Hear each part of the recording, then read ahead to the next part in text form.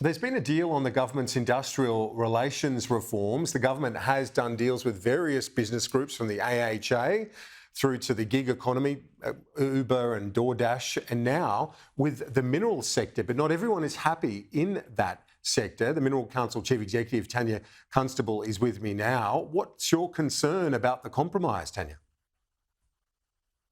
Oh, great to be with you, Kieran. This is the third time that we've heard that the minister's put out something on service contractors. There is a problem with this. If the government was fair dinkum, we would be seeing service contractors excluded from the legislation. This started off as labour hire and making sure that we had a definition around labour hire. What these supposed amendments do is to supposedly carve out some within a sector and leave the rest of the economy to fend for themselves.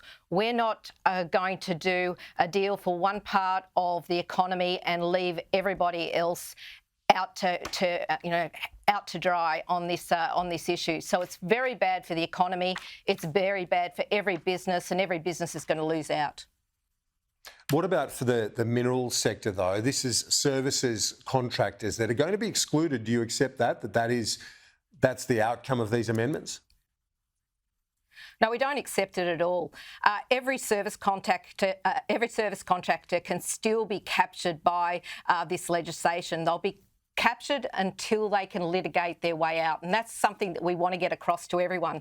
The onus will be on every business to satisfy the Commission, the Fair Work Commission, that they shouldn't be captured. So it's not a genuine exemption.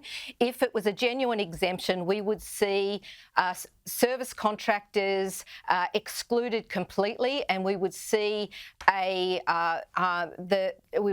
hire firmly made sure that there was a definition on it, and that's what we want to see. We want to see a very clear definition around labour hire and service contractors completely excluded from this legislation. The government says, and Steve Knott, your counterpart with the Resources and Energy Employer Association, a colleague in that industry, they represent Fortescue, Woodside, Chevron, ExxonMobil. He seems satisfied that they are excluded. Should you be getting a seat at the table like Steve Knott has to allay your concerns? The business community have worked together because this is bad legislation. And bad legislation should be stopped. We've made it very clearly we want to see this legislation stopped and sent back to the drawing board. AREA, a small bespoke organisation, have put forward their views around what they want to see for service contractors. It's tinkering at the edges.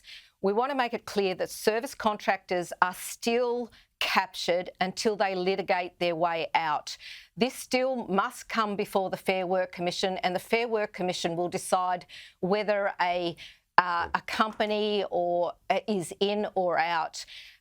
And this particular legislation needs to go back to the drawing board. So the business community are acting together. If the minister was true to his word, he would get out service contractors completely. He would put this legislation out into the public domain for everybody to have a good look at it. So we want the minister to man up and get this legislation out so that we can examine it and make our own determinations on whether it's fair or not. From what we've seen, we don't believe that that's the case.